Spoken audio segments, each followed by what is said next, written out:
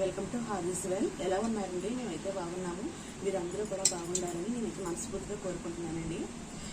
ఈ రోజండి నేను ఇది పెండలం అండి. పెండలం ఎగురైతే వండి మీకు చూపిస్తాను.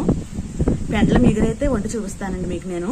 ఇది కనిపిస్తుంది కదండి, ఈ కాడ అయితేనండి ఇలా మొక్క కింద వచ్చేసింది అనమాట. ఇలా ఇంత సైజు పెరిగాకనండి దీన్ని అయితే మనం ఇక్కడికి ఇలాగండి కట్ చేసేసి దీన్ని ఇలా భూమిలో నాటేస్తానండి. మళ్ళీ మనకి పెండలం అనేది తయారవుతుంది అనమాట. ఇప్పుడైతే మీకు నేను పెండలం కర్రీ వండి చూపిస్తాను, పదండి.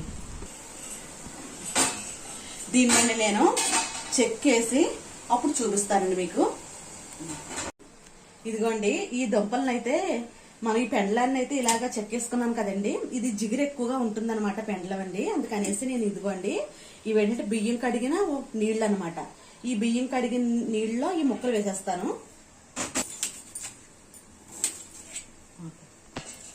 ఇదిగోండి ఈ ముక్కలను అయితే పెండల ముక్కలను కోసేసుకుని గింజ నీటిలో అయితే వేస్తున్నాను. ఇది జిగురు అంతా పోతుంది అనమాట అండి, మనం కడిగేసుకుంటే సరిపోతుంది. ఇదిగోండి ఇలా అనమాట, ఇలాగ మనం పిసికేసుకోనండి ముక్కల్ని కడిగేసుకుంటే పోతుందండి. శుభ్రం జిగురు అంతా కూడా పోతుంది. ఈ పెండలం అండి దురద కట్ట ఏమీ ఉండదు, ఓన్లీ జిగురే ఉంటుందన్నమాట. కంద అయితేనండి పిలకల కింద ఉంటుంది. అదేంటంటే దురద వస్తుందండి, నాలిక దురద వస్తుంది అనమాట. ఇదైతే ఇదిగోండి ఇది మంచిది కూడానండి ఆరోగ్యానికి. పెండలం అండి. పెండలం కూరకి కావలసినవి మీకు చూపిస్తున్నానండి. ఉల్లిపాయలు, పచ్చిమిర్చి, టమాటా, వంకాయలండి. వంకాయలు అయితే నేను కర్రీలో వేసేటప్పుడు కోస్తాను. పెండలం శుభ్రంగా కడిగేసుకున్నానండి, జిగురంతా కూడా పోయింది, ఏమీ లేదు. ధనియాలు, జీలకర్ర, అల్లం, వెల్లుల్లి ఆ పేస్ట్ కొట్టుకున్నదండి. ఇది వీటెక్కిందండి. పచ్చిమిర్చి వేసాను, అలాగే ఉల్లిపాయలు వేసాను. ఇప్పుడైతే మనం దోరగా వేపుకుందాము. సాల్ట్ వేస్తున్నానండి, పసుపు, కరివేపాకు, అల్లం వెల్లుల్లి పేస్టు వేపేసుకుందాం. టమాటాలు కూడా వేస్తున్నానండి.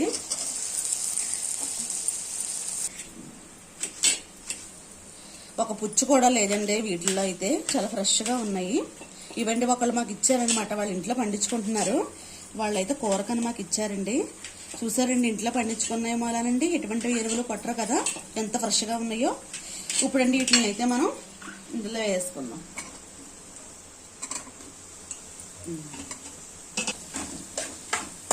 ఇప్పుడండి మనం ఏం చేద్దామంటే, మనం కొట్టుకున్న ఈ మసాలా ఉంది కదండి, ఇది దీన్ని ఒక స్పూన్లు వేసుకుందాము.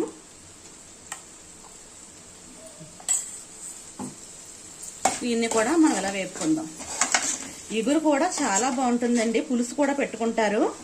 పెండలం పులుసు కోడిగుడ్డు వేసి పెట్టుకున్నా, లేకపోతే రొయ్యలండి ఎండు రొయ్యలు వేసి పెట్టుకున్నా కూడా చాలా బాగుంటుంది.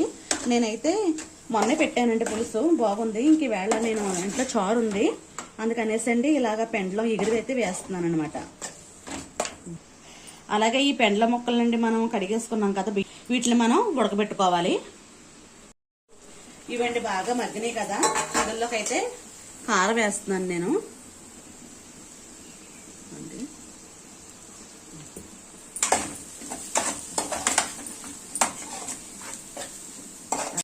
ఈ పెండల ముక్కలు ఉడకబెట్టుకున్నానండి. ఇదిగోండి ఇలా దిగిందనమాట, ఉడికిపోయినాయి.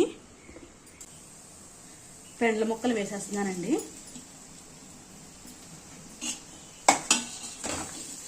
ఇలాగే కలిపేసుకొని తర్వాత మనం వాటర్ పోసేసుకోవడమండి. ఇంకా అయిపోయిందండి, వాటర్ అయితే పోసేస్తున్నాను.